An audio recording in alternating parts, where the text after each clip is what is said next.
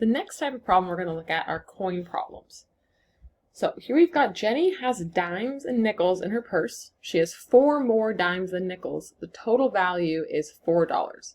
So this is going to be a little bit more complex, but we can still use equations to figure it out. So we've got dimes and nickels equal $4. So for now, I'm just going to say I've got dimes, which are 10 cents. So I'm going to do 0.10 times the dimes plus 0.05 times the nickels, because dimes are 10 cents, nickels are 5 cents. And that's going to equal my total amount of money, which is my $4. So just looking at that, it's hard for me to figure out how many dimes and nickels I'm going to have. So the other clue it gives us is she has 4 more dimes than nickels. So that means if I had, let's say, 15 nickels, and I have 4 more dimes than that, 15 plus 4 is 19.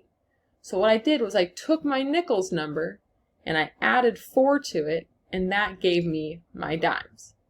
So that's what it means when it says 4 more dimes than nickels. So usually I have to make myself an example to help me set up this equation.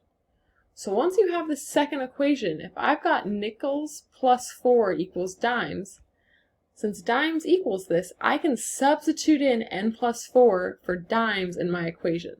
So it'll look like my 10 cents, and then instead of the d, I'm going to substitute in nickels plus 4. And then the reason I'm doing this is that I wanted the same variable in every part of my equation so that it's easier for me to solve. So now I have all n's everywhere, and there's not 2 variables, so I can solve for n to start with. So I'm going to distribute here. So I've got 0.10n plus 4 times 0.10, which is 0.4,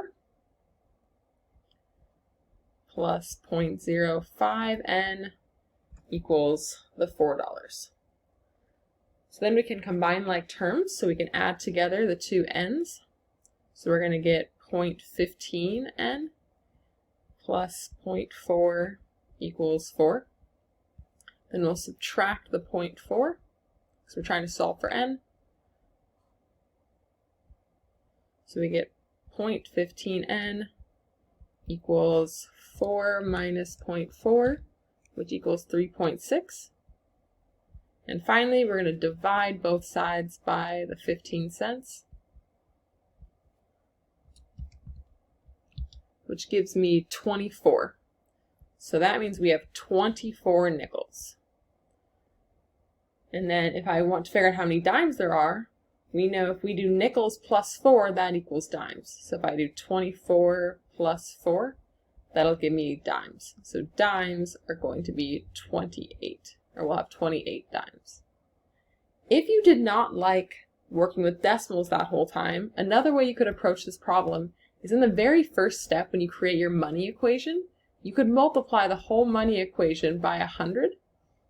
And then if you do that, it'll get rid of your decimals and you'd be left with 10d plus 5n equals 400.